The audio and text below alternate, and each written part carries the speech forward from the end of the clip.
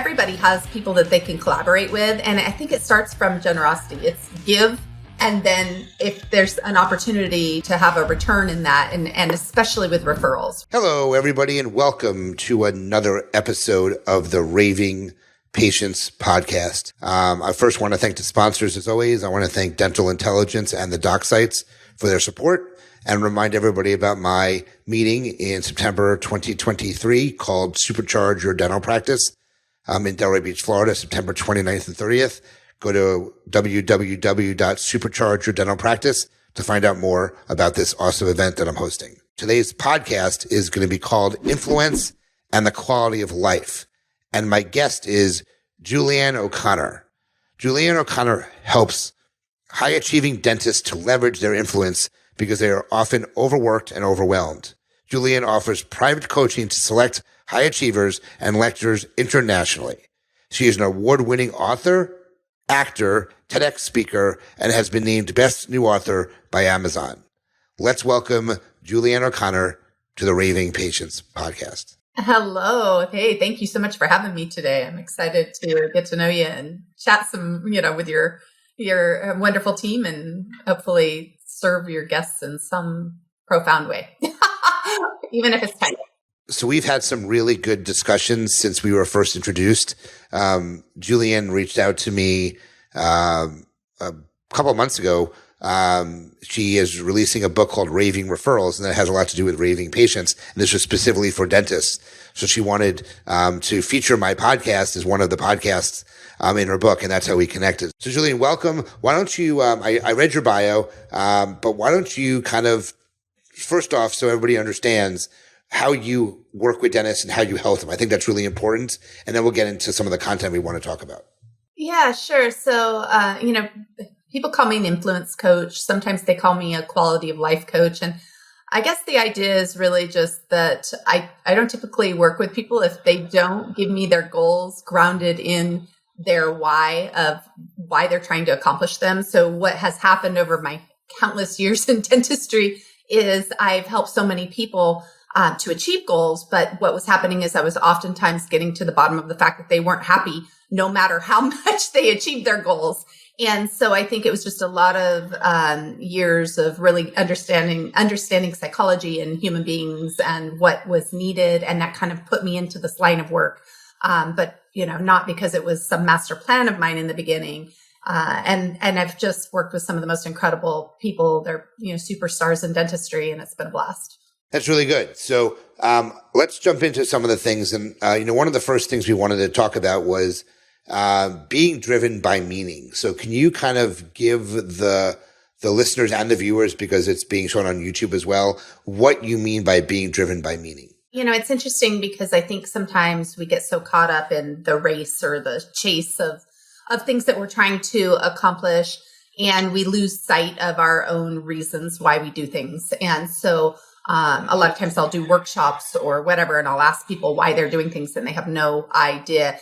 And what I have found is that if you find meaning in any area of your life, then you typically will find meaning in every area of your life. So happy employees who show up to work are usually because they're driven by something that is meaningful to them, right? And I think what's happening a lot of times is, I can say it for myself too, we just forget to check in with what really matters to us. And I don't know if that's true for you, but it's just one of those things where it's almost like burnout prevention 101 is, check back in. Why the heck are you doing this stuff? Why are you working so hard? And make sure you're not actually going against the very thing you're trying to achieve by doing it. So I'm curious, how much does recognizing what your why is play a role in this entire concept of being driven by meaning?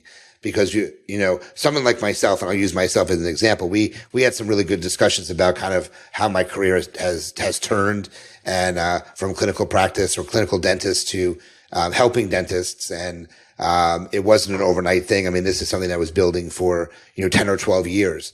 I knew 10 years ago that I didn't want to be a dentist the rest of my life, or a practicing dentist the rest of my life. I found what my why was, and I pursued it. And here we are. We'll just say 10 years later, and I'm not clinically practicing anymore, but I'm very involved in the dental industry. So how much does understanding what your why is and play a role in this whole factor? I think it's tremendously important, because I think even just by what you're saying is for 10 years, you were sort of sustainably driven. And correct me if I'm wrong, if that's not the case, but it sounds to me like you knew that this was so important to you that you weren't going to always practice clinical dentistry. And obviously there's a whole lot of things in your life that you're clear on that you want to spend time on and things that you want to do. And now you're able to do that. And you may now actually be exploring your why more because you've already been driven by that particular one for so long and you've hit this goal, right? This pinnacle of your career. So I don't know if that's the case for you, but tell me a little bit about how you're feeling with this. Yeah, no, 100% so. I mean, I will always say that I loved being a dentist. I loved treating patients. I loved my team. I loved the outcomes that I delivered. But there was something missing. And, I became passionate about marketing. I became passionate about online reviews. And I chose something that I knew, or I didn't know at the time, but I chose something that would hopefully allow me to, find another way out of the operatory and still play a role in the dental industry. And I feel like I've accomplished that. I'm very fortunate. But I lost passion, or I lost my love of dentistry simply because something else consumed it and overtook it. And that's why I made the decision I did, which was to obviously sell my practice, move to Florida. I was very much into the quality of life. I had the practice of my dreams, but I wasn't living the life of my dreams. And that is what I literally hear nonstop. It's fascinating because you sort of figured it out and you figured out a way. And it's not to say that you're not going to be challenged with that again, right? I think one of the things that comes up a lot in dentistry more than a lot of professions that I've worked in is this desire for perfection and this thing that comes up where people almost feel like they have to be this role all the time. And they might be struggling with their own meaning, and they might, and they may not be able to tell anyone. They feel like, they have to show up and they have to be this role all the time. And I think that's one of the issues that I see a lot. What's been fun for me in my career is being able to go out and speak at these study clubs and work with some of these doctors who are putting them on, who are highly successful, and then to hear their story of struggle and to hear that they actually are showing up and putting on this happy face all the time, but they're not feeling it. And it's super interesting to get back to that core. And a lot of that is conversations and connection. It's simple things that, we complicate it. We try to make everything like it's this giant business deal, and it's not. It's really simple connection and things, reconnecting with, why you're doing things. One of the other topics that, I think a lot of dentists are affected by, and it's another thing you wanted to talk about, was being perfect. Okay. And I'll give you an example of that is every dentist wants perfect 5-star reviews. And they're so affected by a single negative review, and they think it's going to destroy their life, destroy their career. And, I'm far from perfect, and I'm the first to admit it, that I'm far from perfect. I'm not someone who is consumed with perfection. I think a better person is someone who knows and understands where they need to improve, to become a better person. So talk about how perfection, or letting go of perfection plays a role with influence and quality of life.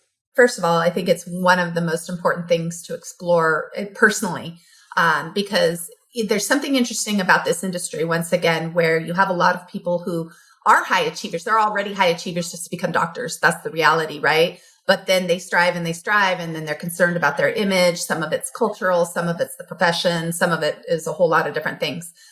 But what inspires other human beings typically is the flip opposite. It's what's the struggle you've overcome. It's not hey, what are your credentials, right? I mean, my own daughter, who's 13, will come to me and just beg me to tell her stories of mistakes I've made. And I'm like, let me think there's so many, which one, But what it does is it makes her feel human. And so I think it's an interesting thing. You brought up the 5-star reviews. And again, you don't control people. You just can't control how people behave. And you're always going to get if you don't get a negative review, you really haven't lived. It just happens, right? So I just think that we have to check in with ourselves and take a look. I see it a lot of narcissism, because I run a social media company for dentists, and I see a lot of narcissism where literally, we'll take a picture of the doctor as an example and we'll post it, and they will literally flip a lid because the hair was out of place. And I'm thinking to myself, nobody on the planet noticed that but you. And you gotta stop, because how can you live like that? So yeah, I think we all have to check in. I'm not perfect. And the more I live into that, the happier I am, the more I feel joy, because I can kind of, offer myself forgiveness as well as, everyone else, really. I'm curious. I'm going to read you a review that somebody posted, and I saw this on a website. It's about, we talk about influence. We're talking about how someone could be influential here, but I want to read you. We're talking about reviews now, and I want to read you this review that I think a restaurant received. There's no name of the restaurant here, but you have to listen to this. Ready for this? It says, "I'm giving a 1 star because of the cheap management and customer service. I heard the food was very good, so I went to try it. Me and my best friend got the calamari, spaghetti, alla vongole, and gnocchi. All were delicious. I was actually so impressed that when the manager came to ask us how everything tasted, I told her it was some of the best Italian food I've had. And I told her I'm going to post about it on Instagram, where I have over 11,000 followers and a lot of them in the area. She seemed very happy about that. I was wrong. I thought that she would be grateful for the free advertising, but when the check came, there was literally no discount at all. I thought at least one of the entrees would be taken off, but they didn't even take off the calamari or even the drinks. I won't go back here because of this, which is a shame because the food was very good. The manager needs to understand how to treat customers." Oh, wow. There's so much to unpack with that review. Oh, my word. I mean, so first of all, it's a stellar, horrible review. Right? It's like there's so much good. But then also, I mean, look at the fact that this girl didn't communicate, or guy or whoever didn't communicate their expectations. Maybe if those expectations were put up there, then the manager could have done something. The manager was supposed to read their mind. I mean, that's just a great example of, if anyone reads it and they have any common sense, or they're normal in any small way, I mean, and maybe there's something they could do by reaching out to this person too. Who knows? I think it's hard to understand. But there's someone there who thinks they have influence, but doesn't use it properly. That's for sure. I'll tell you on this note, I went, one of my favorite restaurants is in San Diego, and it's called Lou and Mickey's. It's a steakhouse. It's across from the convention center, and they have the best macaroni and cheese. And I love macaroni and cheese. Okay. And, I went in and I literally was there for 3 nights, and I just didn't want to drive anywhere or Uber anywhere. So I literally ate there 3 nights in a row. No joke. Because it was right across from my hotel. And I asked to speak to the manager, and the woman said, "Am I doing anything wrong?" I'm like, no, absolutely nothing. So the manager came over and I introduced myself. I told him who I was, and I was there for a trade show, but I had eaten there 3 nights in a row, and I love their restaurant, and I tell the world about it. I literally post when I'm there. I take a picture of my food. And the guy came back to me and said, we really appreciate your patronage. Here's a $50 gift card to use next time you're here. Mm-hmm. So that to me was great. Now, obviously this is what this person was hoping for. I would never post a bad review if that didn't happen. But that was just interesting to hear how that business handled, my compliment to them, basically. Yeah. Well, and I think that's important. I think a lot of people forget to look for opportunities to make people happy, and especially in customer service. I mean, customer service is, it's different these days. I mean, I can't believe, in fact, if I get one really incredible experience a week, I cannot forget, because I just feel like so many people are checked out, and they're not really, they're not going above and beyond. Like, I feel like we grew up with that being a thing, right?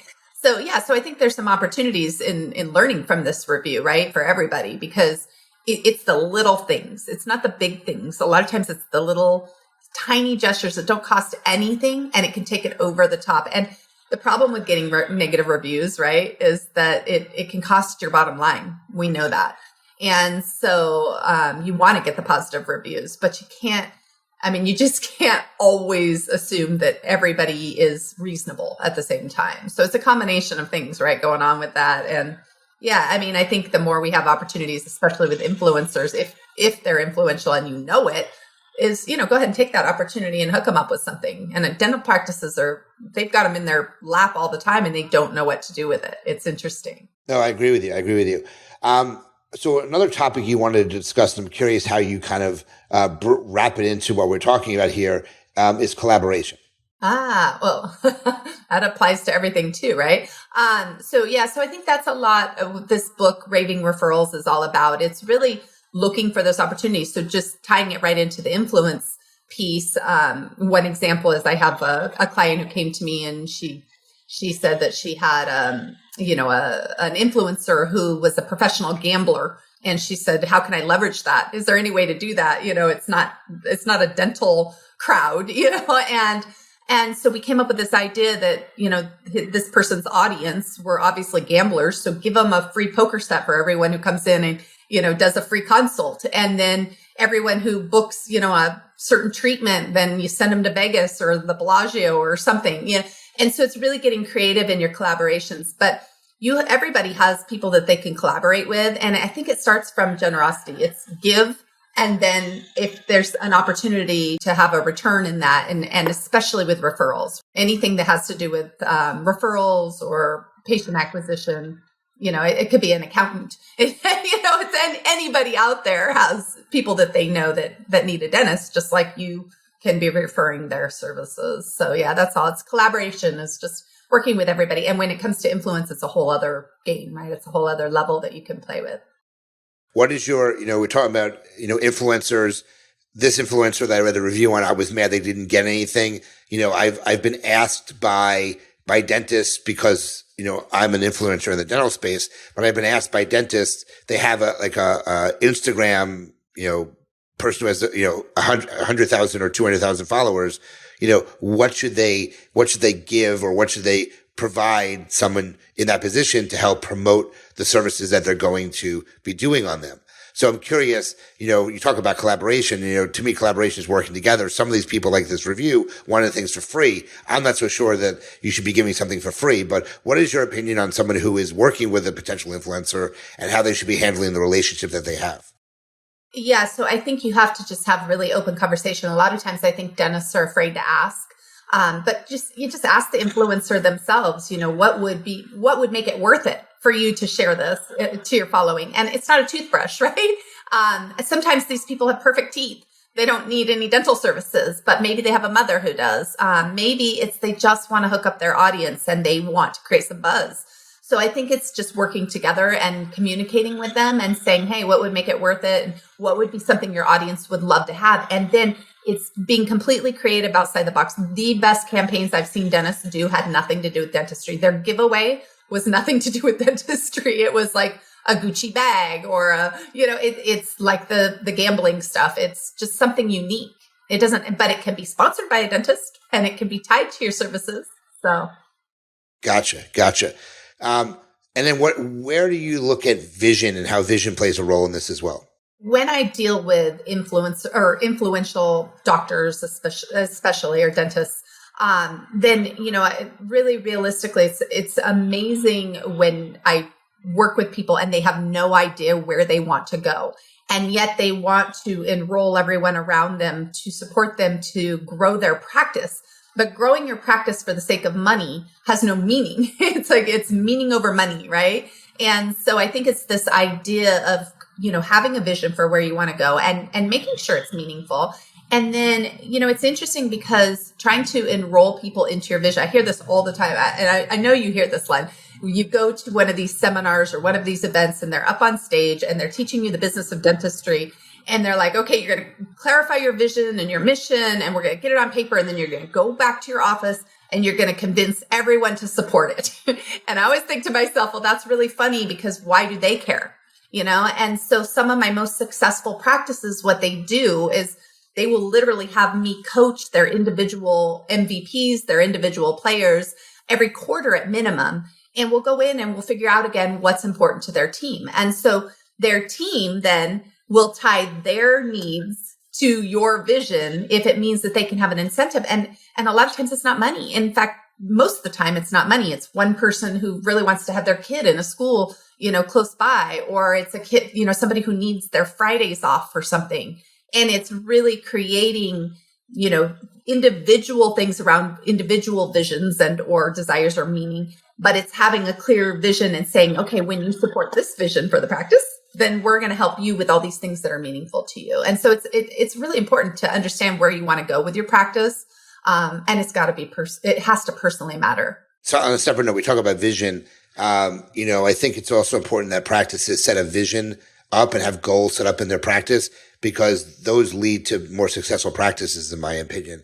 If you have goals to achieve and you have reasons to celebrate when you reach the goals and you have a practice vision, I think all those things together will allow you to operate your practice in a better fashion, because you know where you're eventually looking to take things, in my opinion.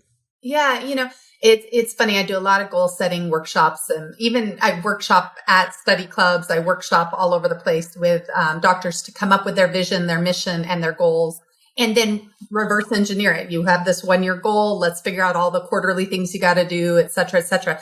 But I always think of like a nonprofit who does they do the temperature gauge, or they do a funnel or whatever, and it's visual. So you can see them filling it as they're, aiming to their goals. Those are the people I want to support, because I want to feel like I'm giving, having an impact on it. Right.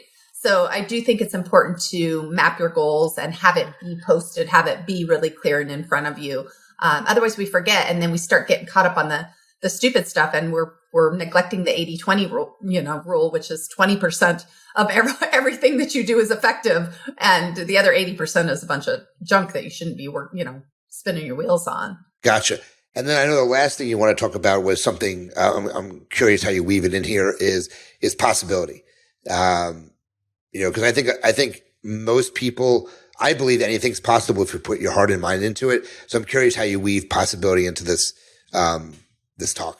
So I've been exploring this a lot lately. I think what has come up for me a lot lately is this thing where I'm witnessing people who have created these sort of ceilings on what they feel is possible for their own careers. And they get so caught up on the details. It's almost like they hear so much that because they're in this particular profession, this is what everyone does. And so they assume they can't go sort of break out of that. And we have infinite possibility, like there's so much stuff that we can do that we don't take time to visualize what's possible for our lives. And it may not even be career-based. It may be something that you just dream about doing, and yet you don't give yourself permission to dream. And it sort of reminds me a little bit, the example that came up for me the other day was this idea of like an Olympic athlete who, they hear all the time that the fastest time is whatever, and then everybody stays under that time. And it's crazy. And then somebody comes along and they bust through that and they make it a faster time. And then everybody after that has a faster time. And it's just so crazy to me, because that is just what we believe. And I think if we can bust through our ceiling, our imaginary, reality of what is possible for our careers and our lives, then we could all accomplish a lot more. One of the things that I get for feedback a lot from my clients is that they didn't think of things, they had never even thought about this thing, and they set goals and I stretch their imagination on what is actually possible. And then they bust through that and they're like, whoa, I did that in, 2 weeks rather than a year. And you're just like, yeah, it's just because you finally believed that there was something more possible for your life. And all of a sudden, every circumstance came to the table to support it. And it's also because you started looking for, oh, wait, who's in my circle of influence? Who could help me accomplish this goal? And then pretty soon, people just super, they absolutely exceed their own expectations. And I think we all need to do that more. I think about it with generosity too, and giving back. And you could probably speak on this as well, is that how many people in dentistry have not figured out, they have not taken time to figure out how their practice will give back on some level.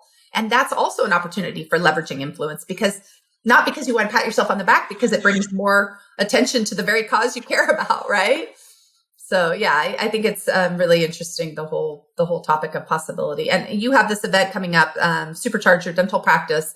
And I think about, the first time you put on an event like that, wasn't it intimidating? It is intimidating. It hasn't gone yet, but it is intimidating. I know it's definitely out of my specialty. That's why I hired someone to help with the logistics, but it's definitely intimidating putting on an event. There's a lot more things you have to do than you actually realize. Yeah. Yeah. And then pretty soon you realize, oh my gosh, you get there that day and you're like, I didn't need to stress about this so much, but I'm hoping that happens. I mean, I'm hoping that happens. We're still 7 months out as we're recording this. When this episode launches in May, we're going to be a little over 5 months out. So, but it's definitely an interesting. I give credit to people who put events on. I can tell you that.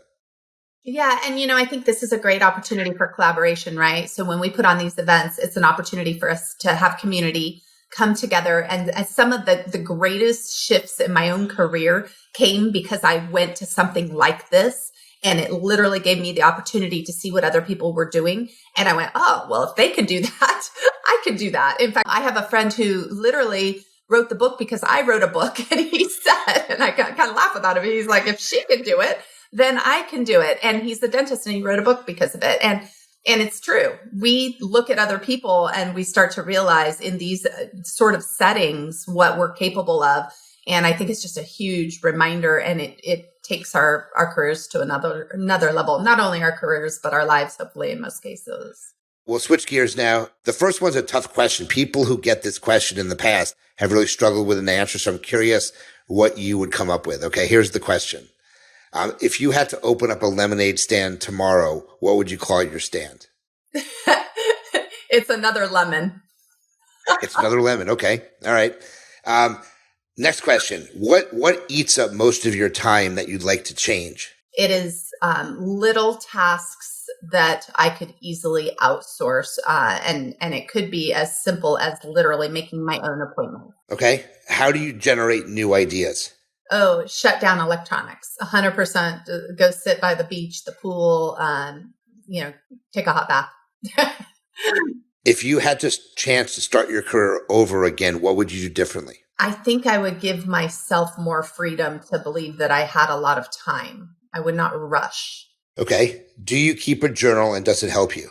Yes, 100%. It's amazing. And what I do is I'll journal, for 3 pages, and I'll take the very last sentence on the 3rd page and I'll write it at the top of the 1st page. And that's my profound aha from it. Okay. If you could be trained in any one thing by a top professional, what would you choose? Oh gosh. I would say piano. If you achieved all of your life goals tomorrow, what would you do next? I would literally take my kids out daily to just do fun, little, simple things and just spend tons more time with my family. Okay. Do you have a mentor who you rely on? A mentor, yes. I actually have a coach that is like a mentor. Yeah, okay. Absolutely. Can't imagine life without him. Okay. How do you capture and keep track of your ideas? Do you keep a notebook? Do you have voice memos? Both. Yeah, I'll write them down. I'll send myself a note on my phone, and sometimes I'll email myself ideas. If you were to go back and reread any book, what would it be? Or what is your favorite book? Probably right now, Influence, believe it or not. Yeah, it's a great book. And there's a few things that I want to recapture from it. And last question is, what mindsets have helped make you successful? Oh, okay. So it's a handful probably, but definitely the mindset of letting go of imperfection. It would be believing that anything is possible, and also remembering that I'm not so important, that it's really not all about me, and it makes me much more generous. I don't get on stage to speak to get a reaction. I do it just to give. Perfect. Well, thank you for answering those questions. Julieanne, how can people reach out to you? How do they find more about what you can do for them? And I know you have a special offer for the audience. I have an email, or you can go to my website. Both are pretty much the same. It's influential dentists, plural, @gmail. So again, influential dentists @gmail, or you can go to influentialdentists.com. And yeah, I'd love to offer your audience maybe a free month of social media content that we can customize for them, or anything they need. And then if there's anybody who is really looking to get clear on their own personal why, and maybe do some goal setting in a strategy session, then I'd offer an hour of my time to help somebody get clear on how they could have more influence, again, grounded in quality of life. Perfect. Well, thank you so much for sharing your expertise on influence and quality of life. I enjoyed our talk. To the audience now, if you want to reach out to Julieanne, please do. She gave you her contact information and it will be available in the notes as well. Please recommend this podcast to those who you think would enjoy it as well. It comes out Fridays at 5 a.m. Like us, subscribe, do whatever you can do, leave a review, which is great. I really appreciate it. I want to thank the sponsors, both the Doc Sites and Dental Intelligence, for their support. And remember, check out superchargeyourdentalpractice.com to learn more about the meeting in September of 2023, September 29th and 30th to be exact, that Julieanne alluded to during our conversations. And as always, remember, your reputation matters. Until the next episode, Julieanne, thank you so much for joining me, and we'll talk to everyone soon.